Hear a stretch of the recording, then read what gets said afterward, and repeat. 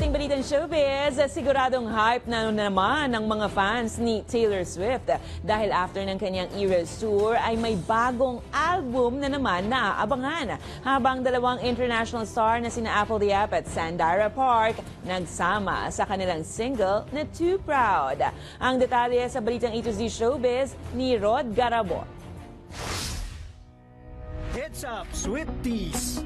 Dahil may bago na namang aabangang bagong music album mula sa American singer-songwriter na si Taylor Swift. Pinamagatan itong The Tortured Poets Department.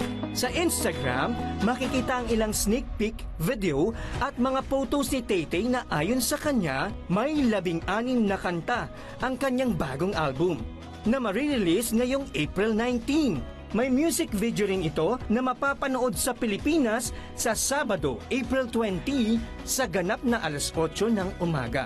Dagdag excitement naman sa mga fans ang hatid na mga Easter eggs na nasa kanyang uploaded video. Para saan kaya yan? Abangan!